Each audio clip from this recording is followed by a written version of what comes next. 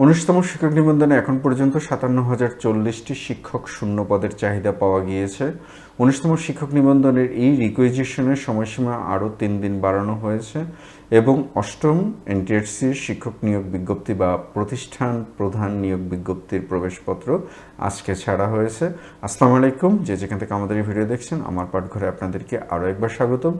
আমরা এনটিআরসির আপডেট নিয়ে কথা বলছিলাম। খুব গুরুত্বপূর্ণ কিছু আপডেট আছে। এর ভিতরে সবচেয়ে গুরুত্বপূর্ণ আপডেট যেটি হলো যে অষ্টম শিক্ষক নিয়োগ অর্থাৎ অষ্টম গণবিজ্ঞপ্তি বা প্রতিষ্ঠান প্রধান এবং সহকারী প্রধানদের আপনাদের যে প্রবেশপত্র সেটি আজকে ছাড়া হয়েছে। ইতিমধ্যে আপনারা প্রবেশপত্র ডাউনলোড করে নিয়েছেন এবং এর পাশাপাশি আরও কিছু নিউজ আছে। সেই নিউজগুলো আমরা একটু একসাথে দেখে আসবো। এনটিআরসি এর আপডেট, অষ্টম এনটিআরসি এর প্রবেশপত্র ডাউনলোড শুরু। অষ্টম এনটিআরসি এর নিয়োগ প্রতিষ্ঠান প্রধান এবং সহকারী প্রধান পরীক্ষার প্রবেশপত্র আজ রোববার থেকে ডাউনলোড করা যাচ্ছে। টেলিটকের মাধ্যমে সকল আবেদনকারীকে মেসেজ পাঠানো হয়েছে। পরীক্ষার তারিখ এবং সময়, পরীক্ষা আগামী 18 এপ্রিল শনিবার ঢাকায় অনুষ্ঠিত হবে। মোট 4 ধাপে ক, খ, ঘ এবং ঘ গ্রুপ এমসিকিউ পরীক্ষা নেওয়া হবে। 4 গ্রুপের সময়সূচি, যেটা নিয়ে আপনাদের অনেকেরই প্রশ্ন ছিল, একাধিক আবেদন করতে পারবেন কিনা। যারা আমার সাথে যোগাযোগ করেছেন সম্মানিত শিক্ষকরা, আমি তো তাদেরকে জানিয়ে দিয়েছি। এখন আপনাদের পরীক্ষা আলাদা আলাদা সময় হবে, অর্থাৎ যারা একাধিক পদে আবেদন করেছেন আপনাদের সমস্যা হবে না। তবে একটা জায়গায় সমস্যা মানে আমার কাছে যেটা মনে হতে পারে সেটা হচ্ছে যে যেমন ধরুন ক গ্রুপের পরীক্ষা সকাল 9টা থেকে 10টা, অধ্যক্ষ সুপার, মাধ্যমিক বিদ্যালয়ের প্রধান শিক্ষক এবং দাখিল মাদ্রাসার সুপার সহ সমমানের পদ।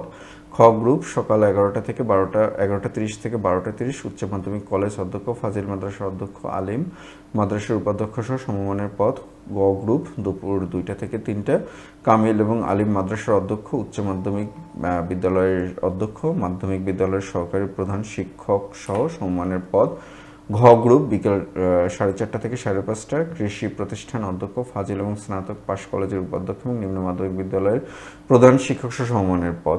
যে সমস্যাটা এখানে হতে পারে, যেহেতু দেখেন দুইটা পরীক্ষার মধ্যে সময়ের ব্যবধান মাত্র 1 ঘন্টা করে সময়ের ব্যবধান বা 1.5 ঘন্টা করে সময়ের ব্যবধান। এখন কারোর ঢাকায় যেহেতু পরীক্ষা হবে, সেন্ট্রালি পরীক্ষা হবে, সেহেতু একটি প্রতিষ্ঠান থেকে যদি প্রথম পরীক্ষায় আপনার আসন যদি একটি প্রতিষ্ঠানে পড়ে, তাহলে দ্বিতীয় পরীক্ষায় আসন যদি অন্য প্রতিষ্ঠানে পড়ে, তাহলে সেক্ষেত্রে আপনি কত দ্রুত সেখানে যেতে পারবেন।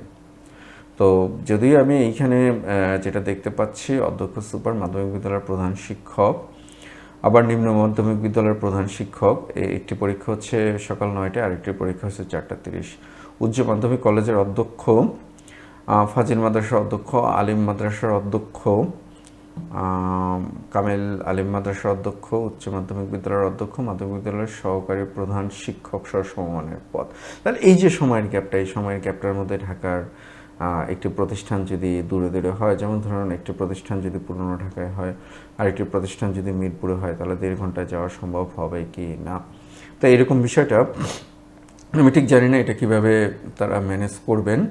তো আপনাদের কি মনে হয় অবশ্যই জানাবেন। আর 19তম নিবন্ধনের শূন্য পদের তথ্য, যেটা আমরা শুরুতেই বলেছিলাম, 19তম শিক্ষক নিবন্ধনের বিজ্ঞপ্তি প্রকাশের লক্ষ্যে এই পর্যন্ত 57,040টি শিক্ষক শূন্য পদের চাহিদা পাওয়া গিয়েছে, একটু কম। আমি আশা করেছিলাম যে 19তম শিক্ষক নিবন্ধনের শূন্য পদ প্রায় লাখখানেকের মতো ছাড়াবে। এবং আমার আরেকটি ক্যালকুলেশন ছিল, যেহেতু সহকারী শিক্ষক এবং প্রধান শিক্ষক তারা যদি এই পরীক্ষাটি যদি হয়ে যায় এবং নিয়োগটা যদি সম্পন্ন হয়, তাহলে সেখানে আরও প্রায় কম বেশি 10 বা 12,000 প্লাসের মতো পদ খালি হবে, সেই পদগুলো এর সাথে যুক্ত হবে। তো সব কিছু মিলে আমি আশা করেছিলাম যে মোটামুটি লাখখানেকের কাছাকাছি হবে, কিন্তু এইখানে একটু মর্মাহত হওয়ার মতোই, একটু আশাভঙ্গের মতোই। আপনাদের কী মত সেটা অবশ্যই জানাবেন। ই রিকুইজিশনের সময় বৃদ্ধি, এমপিভুক্ত শিক্ষক শূন্য পদের ই রিকুইজিশন দেওয়ার সময় আরও 3 দিন বাড়ানো হয়েছে।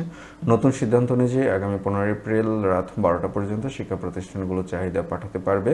প্রতিষ্ঠান প্রধানদের জন্য করা নির্দেশ, সব এনটিআরসির নিবন্ধিত প্রতিষ্ঠানকে অনলাইনে চাহিদা দেওয়া বাধ্যতামূলক। অফলাইন বা হার্ড কপিতে কোনো চাহিদা গ্রহণ করা হবে না। চাহিদা না দিলে প্রতিষ্ঠান প্রধানের এমপিও বাতিলের মতো আইনি ব্যবস্থা নেওয়ার হুঁশিয়ারি দেওয়া হয়েছে। এবং এর সাথে যদি আরেকটু হুঁশিয়ারি দেওয়া হতো যে কোনো প্রতিষ্ঠান প্রধান যদি তার শূন্যপদ থাকা সত্ত্বেও যদি তার তথ্য না পাঠান তাহলে তার বিরুদ্ধে ব্যবস্থা গ্রহণ করা হবে। আমরা প্রায় দেখি, যেহেতু এই সমস্ত বিষয় নিয়ে আমার পাঠঘর মানে আপনাদের পাঠঘর অনেক দিন যাবতই কাজ করছে, আপনারা অনেকেই আমাকে ফোন দিয়ে জানান, অনেকেই আমাকে মেসেজ করেন যে পদ শূন্য ছিল কিন্তু সেটার পাঠানো হয়নি, আর ভুল পদের চাহিদা সেটা তো আছে। তো সব কিছু মিলিয়ে যারা 19তম শিক্ষক নিবন্ধন পরীক্ষা অংশগ্রহণ করবেন আপনাদের জন্য এখন খুব মানে ভালো সময়, যেহেতু বিজ্ঞপ্তি যেটা বলা হয়েছিল আগামী 12 থেকে 20 তারিখের মধ্যে, যেহেতু আজকে 12 তারিখ অর্থাৎ আগামী 20 তারিখের মধ্যে প্রকাশিত হবে। তো এনটিআরসির বিষয়ে যেটা হয় যে আমরা মানে ওনাদের বক্তব্যগুলো বা সিদ্ধান্তগুলো আমরা একটু দ্রুত পরিবর্তন হতে দেখি, অপেক্ষা করুন। তবে এই ফাঁকে আপনারা আপনাদের প্রস্তুতিটাকে চালিয়ে যান। তো সব কিছু মিলিয়ে আপনাদের কোনো কিছু জানার আছে কিনা বা কোনো মতামত আছে কিনা অবশ্যই আমাদের কমেন্টে জানাবেন। আর যাওয়ার আগে যারা এখন পর্যন্ত আমাদের চ্যানেলটিকে সাবস্ক্রাইব করেনি, এই ফাঁকে আমাদের চ্যানেলটিকে সাবস্ক্রাইব করে ফেলুন। সবার জন্য শুভকামনা, ভালো থাকবেন, আবার দেখা হবে আপনাদের সাথে। আসসালামু আলাইকুম।